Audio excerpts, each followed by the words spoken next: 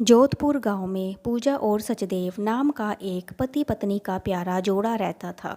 शादी के 10 साल के बाद उनके घर में एक पुत्र का जन्म हुआ, जिसका नाम उन्होंने कृष्ण रखा था।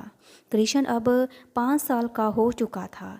कृष्ण के अंदर एक अद्भुत शक्ति थी और जिसका पता कृष्ण और उसके माता पिता को बिल्कुल भी नहीं था। फिर एक दिन सचदेव, बेटा हम कुछ काम से बाहर जा रहे हैं, तब तक तुम घर पर ही रुकना, हम जल्द ही वापस आ जाएंगे। पूजा, हाँ बेटा ध्यान रखना, कोई शैतानी नहीं करना, हम जल्द ही वापस आ जाएंगे। कृष्ण, नहीं पिताजी, आप दोनों कहीं नहीं जाएंगे। मुझे पता है अगर आप दोनों जाएंगे तो वापस नहीं आएंगे। सचदेव, बेटा ये तुम कैसी पागलों जैसी बातें कर रहे हो। हम लोग बोल रहे हैं ना, हम बहुत ही जल्दी वापस आ जाएंगे। वहाँ पर हम तुम्हें नहीं ले जा सकते क्योंकि वहाँ पर बहुत ज़्यादा भीड़ होती है, तुम परेशान हो जाओगे। कृष्ण, नहीं पिताजी, आप दोनों कहीं नहीं जाओगे। कृष्ण को छोड़कर वो दोनों काम पर निकल जाते हैं। रास्ते में उनका एक कार एक्सीडेंट हो जाता है और उनकी मृत्यु हो जाती है। फिर गांव वाले उनकी लाश को घर वापस ले आते हैं और उनका अंतिम संस्कार करते हैं। इस घटना के बाद गांव के सभी लोग कृष्ण को अभागा कहने लगते हैं। गांव की औरत, ये तो अभागा है, अपने माँ बाप को बचपन में ही खा गया। कुछ सालों बाद कृष्ण अब शहर जाकर मजदूरी करके अपना पेट पालने लगा। फिर एक दिन एक राशन की दुकान पर सोहित नाम का लड़का आता है जो बहुत ही ज़्यादा भूखा होता है। वो वहाँ से एक बिस्किट का पैकेट चुरा लेता है और उसे वो सब करते दुकान का मालिक देख लेता है। दुकानदार, अरे लड़के, तूने यहाँ से क्या चुराया? दिखा अपना हाथ, दिखा दिखा, यहाँ चोरी करने आया है, जल्दी दिखा। सोहित, नहीं साहब, मैंने कुछ नहीं चुराया। दुकानदार, मैंने खुद अपनी आंखों से तुझे चोरी करते हुए देखा है, अब झूठ बोलता है। वहीं खड़ा कृष्ण ये सब देख रहा होता है। उसे पहले से पता था कि क्या होने वाला है, क्योंकि आगे होने वाली घटना उसे पहले से ही पता चल जाती हैं। इधर सोहित ने जो बिस्किट का पैकेट चुराया था वो गायब कर दिया, इसलिए दुकानदार उसे पकड़ नहीं पाता। सोहित, हो गई ना आपको तसल्ली? मैंने कहा था ना, मैंने कुछ नहीं चुराया। दुकानदार, लेकिन मैंने अपनी आंखों से देखा था, तूने कुछ चुराया था। जादूगर, तो नहीं तो? सोहित, क्या साहब, कल रात की चढ़ाई हुई दारू अभी तक उतरी नहीं। दुकानदार, दारू? अबे कल रात तो मैंने दारू नहीं चढ़ाई थी। और फिर वो लड़का वहाँ से चला जाता है। कृष्ण भी उसके लड़के के पीछे पीछे पीछा करता है और उससे जाकर बात करता है। कृष्ण, सुनो भाई, तुम भी मेरी तरह ही अलग लग रहे हो। तुम उस दुकान से बिस्किट चोरी करोगे ये मुझे पहले से पता था, पर मैंने कुछ नहीं कहा। सोहित, अरे भाई, तुम भी कुछ अलग है। और क्या, मुझे तो मेरे माँ बाप ने घर से निकाल दिया, इसलिए मैं भटक रहा हूँ। लेकिन तुम क्यों भटक रहे हो? कृष्ण, चलो रास्ते में बताता हूँ, लेकिन तुम्हें तुम्हारे माँ बाप ने घर से क्यों निकाला? तुम में तो एक बहुत ही विचित्र गुण है। सोहित, भाई, मेरे माँ बाप या फिर गांव वाले को जो चीज़ मुझे नहीं देते थे मैं उस चीज़ को गायब कर देता था। इस सब से तंग आकर उन्होंने मुझे घर से निकाल दिया। ऐसे ही बातें करते करते वो दोनों आगे चले जा रहे थे, तभी उनके सामने झगड़ा होता हुआ दिखा। वो लोग झगड़ ही रहे थे, तभी वहाँ एक आशीष नाम का लड़का आया। आशीष, भाई लोग क्यों झगड़ रहे हो? पहला व्यक्ति, अरे तुम बीच में मत बोलो, ठीक है ना? आशीष वहीं खड़ा रहा और वो लोग झगड़ा करते रहे। झगड़ा बढ़ते बढ़ते मारपीट पर आ गया। वो लोग झगड़ा कर ही रहे थे, तभी आशीष ने दोनों का हाथ पकड़ा और उन्हें सब कुछ भुला दिया। अब उन्हें ये भी याद नहीं था कि वो लोग क्यों झगड़ रहे थे। पहला व्यक्ति, अरे भाई, हम यहाँ क्यों खड़े हैं? यहाँ भीड़ क्यों लगी है? दूसरा व्यक्ति, अरे यार, मुझे तो ऑफिस जाने के लिए लेट हो रहा है, अब मैं यहाँ खड़े खड़े बातें करूँ, ये क्या हो रहा है।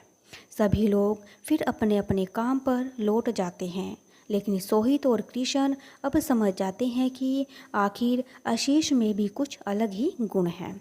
फिर वो दोनों उनसे बात करने लगते हैं। कृष्ण भाई, तुम में तो ये गुण तो बहुत ही बड़ा लाजवाब है, वैसे तुम करते क्या हो। आशीष, मैं मंदिर का पुजारी हूँ, मेरा इस दुनिया में कोई नहीं है, मुझे कोई मंदिर में छोड़ गया था और तभी से मैं मंदिर में रहता हूँ। कृष्ण, वाह भाई, ये तो बड़े ही उत्साह की बात है जो हम तीनों अलग अलग गुण वाले एक साथ मिल गए, ये बड़े ही फ़ायदेमंद होगा। सोहित, ये फ़ायदेमंद कैसा होगा। कृष्ण, चलो मैं बताता हूँ। तीनों आपस में बात करते करते शहर के मुख्य बाजार में बैंक के पास पहुंचते हैं। कृष्ण को वहां पर कुछ आभास होने लगता है और कहता है, भाई बैंक के अंदर चलो, मुझे कुछ बताना है। बैंक वालों को, आशीष, ये तुम क्या कह रहे हो, बैंक के अंदर जाकर तुम क्या करोगे, चलो हम कहीं और चलते हैं। सोहित, हाँ भाई, क्या तुम्हें पैसे निकालने हैं जो तुम बैंक में जा रहे हो। कृष्ण, अरे चलो तो एक बार अंदर, फिर मैं बताता हूँ। तीनों एक साथ अंदर जाते हैं और कृष्ण बैंक के मैनेजर के पास जाकर बोलता है, मैनेजर साहब, आज रात इस बैंक में डाका पड़ेगा, तो आप लोग पहले से ही सावधान हो जाइए। मैनेजर, क्या पागलों जैसी बातें कर रहे हो, तुमने मुझे पागल समझ रखा है क्या।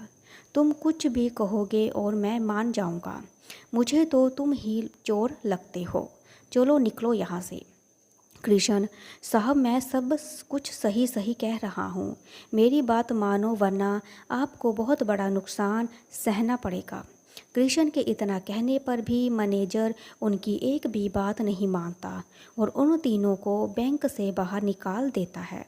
आशीष भाई, मैंने तो तुमसे पहले ही कहा था, ये लोग हमारी बात पर यकीन नहीं करेंगे, तुमने खामोखा अपना समय बर्बाद किया।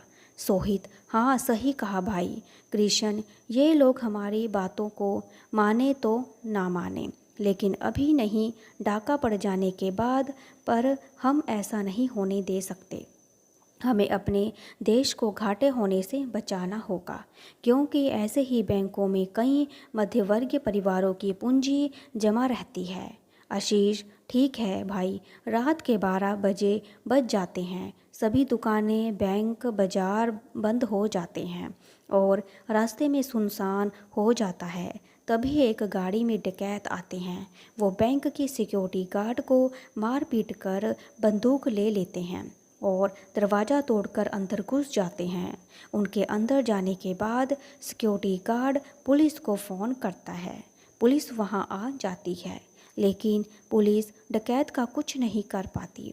ये खबर बैंक के अधिकारियों तक पहुंच जाती है, वो वहां इकट्ठा हो जाते हैं।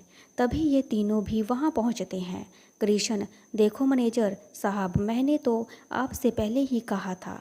मैनेजर, अरे भाई, मुझसे बहुत बड़ी गलती हो गई, तो मैंने आपकी बात का यकीन नहीं किया। कृष्ण, कृपया करके इस बैंक को बचा लो।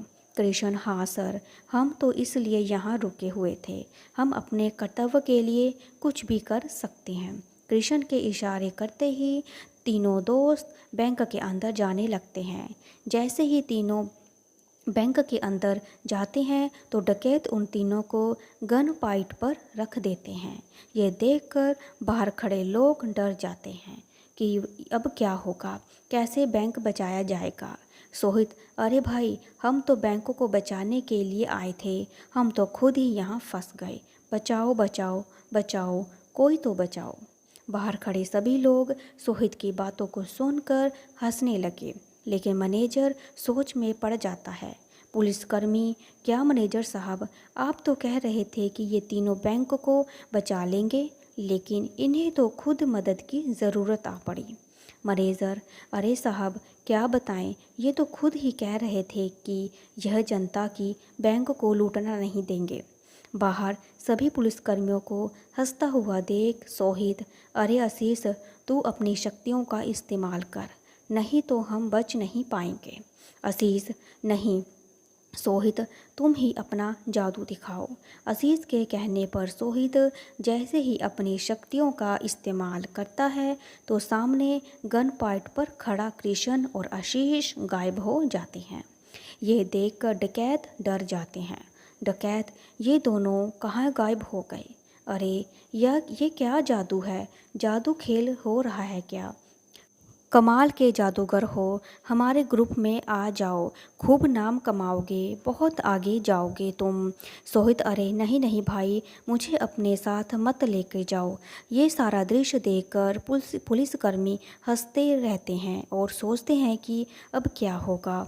तभी अदृश्य हुआ कृष्ण और आशीष बोलते हैं, आशीष अरे भाई, ये क्या कर दिया, हमें ही गायब कर दिया, हमें फिर से यही सही करो। जैसे ही डकैत बैंक लूट कर सारा पैसा ले जाने लगते हैं तो साथ में सोहित को भी तभी अदृश्य आशीष के पास जाकर उन्हें भुला देता है। वो लोग यहाँ क्यों आए थे और फिर वो सब सोच में पड़ जाते हैं। डकैत, अरे चंदू, हम लोग यहाँ क्या कर रहे हैं और इन लड़कों को हमने क्यों पकड़ा हुआ है? और दूसरा डकैत, अरे सरदार, पता नहीं, मेरा तो सिर भारी भारी लग रहा है, जैसे मैंने कल रात बहुत ज़्यादा चढ़ा ली रखी है। अरे पुलिस वाले भी हैं यहाँ, तो अपने ग्रुप में पुलिस वाले भी भर्ती कर रखे हैं क्या सरदार? वाह सरदार वाह, ये देखकर सभी हैरान हो जाते हैं। तभी सोहित अपनी शक्तियों का इस्तेमाल करके कृष्ण और आशीष को वापस लाता है और फिर कृष्ण अपनी बंदूकों को गायब कर देता है।